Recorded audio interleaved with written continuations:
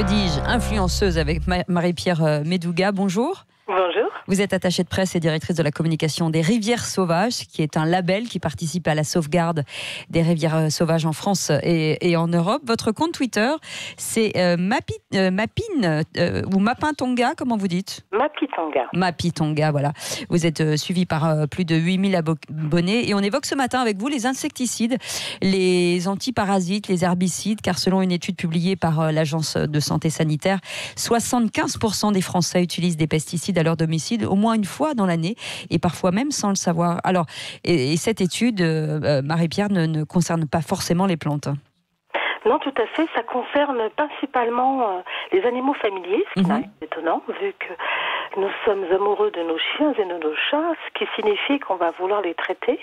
Et puis, ça concerne aussi tout ce qu'on achète à la maison, c'est-à-dire les produits pour nettoyer les murs, les planches agglomérées que l'on prend pour nos constructions. Et donc, en fait, effectivement, on s'aperçoit, justement, ce matin, il y a quelque chose avec les agriculteurs, et on s'aperçoit qu'on devrait d'abord être plus sensibilisé à ce que nous utilisons chez nous aussi.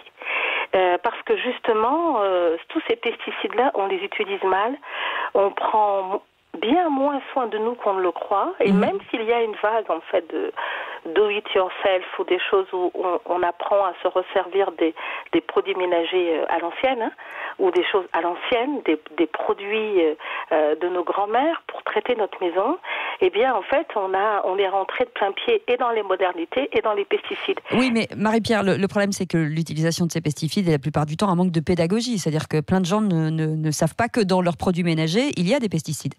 Exactement. Alors, il n'y a pas beaucoup de solutions. Nous y avons, nous, réfléchi pour les rivières. Pourquoi ? Parce qu'il y a une partie de ces produits qu'on retrouve dans les rivières. Les gens ne les jettent pas forcément que dans la poubelle. Ils les jettent aussi partout où ils les trouvent. On a des campagnes de déchets.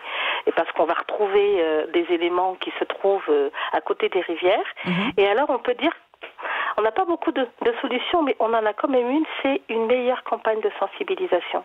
Parce qu'effectivement, les gens pensent qu'une fois fermés les portes de la maison, ils sont complètement sûrs. Or, est-ce que vous pensez, je vous coupe, est-ce que vous pensez que finalement c'est le rôle des fabricants et peut-être des revendeurs, type les grandes surfaces, d'informer les clients ?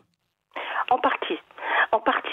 Effectivement, les grandes surfaces qui nous vendent ces produits doivent d'abord, premièrement, pouvoir nous les récupérer. Vous voyez, on récupère bien les piles aujourd'hui. Or, il se trouve que ces produits, souvent, on s'est aperçu dans l'étude qu'ils restaient stockés dans les maisons. Et il y a des produits qui restent stockés parce qu'on les laisse, qu'on ne sait pas qu'ils sont là, et en fait, ils sont désormais interdits. Ils ne l'étaient pas il y a 10 ans, 15 ans. Et aujourd'hui, ils le sont. Aujourd'hui, ils le sont. 60% des Français jettent d'ailleurs à la poubelle et devraient rapporter ces produits en déchetterie. Alors ça, on l'apprend aussi. Regardez les étiquettes, essayez de vous informer pour éviter que, en tout cas pour le climat, c'est important pour le climat. Merci beaucoup Marie-Pierre Médouga. Vous êtes directrice de la communication des Rivières Sauvages. 6h56, c'est le Grand Matin Sud Radio. 5h-10h, le Grand Matin Sud Radio. Allô.